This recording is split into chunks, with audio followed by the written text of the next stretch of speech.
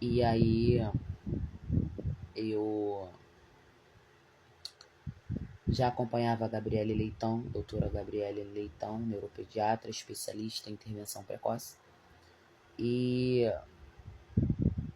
via que ela tinha muitas avaliações boas, muitas recomendações, pessoas que tratavam com ela desde criança, já na fase da adolescência, pessoas que vêm de outros estados para ser atendido por ela. Eu falei, não tem jeito, eu vou me sacrificar. Na época a consulta era R$400, hoje em dia já é R$600. Eu vou nessa médica, eu preciso de alguém que me fale o que está acontecendo com meu filho. E só abrindo aqui um parênteses aqui, a maioria, tá? Não é regra, mas a maioria dos pais de crianças autistas ou com um transtorno, seja o pai ou a mãe, muitas das vezes tem autismo, TDAH, mas na época, por não ter conhecimento, ou quando não é uma criança que tem muito comprometimento, os pais acabam não se atentando muito, acaba passando batido. Mas eu, mãe do Nicolas, não tenho diagnóstico de nada, nunca passei por uma consulta com um neurologista, mas a gente acaba às vezes olhando para o nosso filho e se identificando com muitas características, mas isso não quer dizer que seja autista ou TDAH. Só quem pode diagnosticar é neuropediatra e um psiquiatra. O neuro, né, no caso neurologista para adulto ou psiquiatra. E aí, voltando no assunto, eu fui na doutora Gabriele e no atendimento com ela sentou no chão com o Nicolas durante 2 horas e ela falava comigo pelos olhos, me mostrando coisas no meu filho que eu nunca reparei. Em casa elas me diziam que ele mordia madeira, que ele babava, ele tinha uns comportamentos assim, muito descontrolados, mudava de humor rapidamente, estava abraçando, em menos de 5 minutos estava batendo, mas problema com restrição alimentar também. Não comia tudo, começou a não aceitar, rejeitar muitos alimentos, e problema com rotina, se mudasse do lugar, se você passar por um lugar e fosse pro outro, com sono, tudo isso. Mas até então eu não conhecia nada disso. O Nicolas chorava muito para cortar o cabelo. Eu achava que era frescura. Quando você não tem conhecimento, você acha que autismo é a criança que não fala e que não interage, como eu também dizia isso. E aí, o Nicolas, quando molhava o pé, ou a água batia na cabeça dele, ele chorava como se você estivesse batendo nele. Já era algo sensorial que eu não sabia.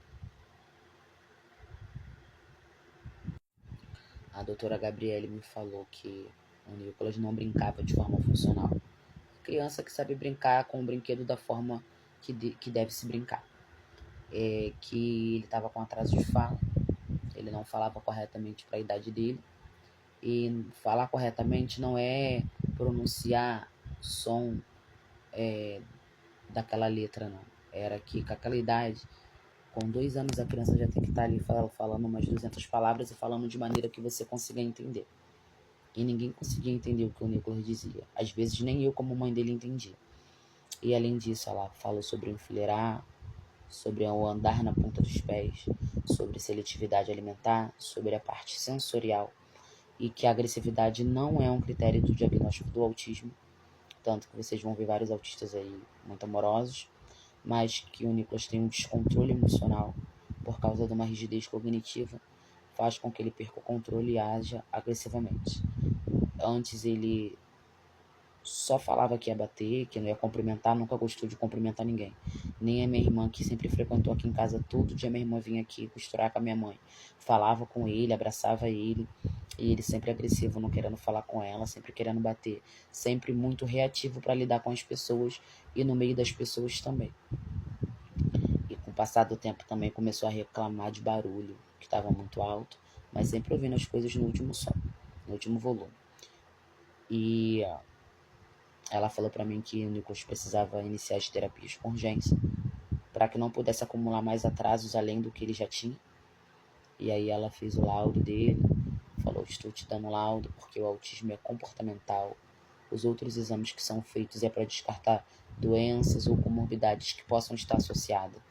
Então não tem por que eu ficar durante meses e 1 ano investigando, a não ser quando a criança não tem alguma característica que tá difícil de você saber se realmente é autismo ou não.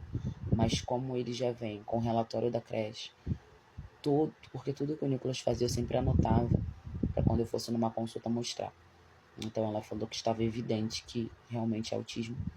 Ela não colocou nível de suporte, ela disse que se fosse levar pela parte do falar, ela diria que era nível 1 de suporte, mas como o Nicolas tinha muitas coisas associadas, para não dar um diagnóstico de suporte errado, o Nicolas não tem nível de suporte, está em investigação por conta da idade, por conta de muitas coisas que acabou aparecendo mais com o tempo de característica, mas autismo infantil não especificado.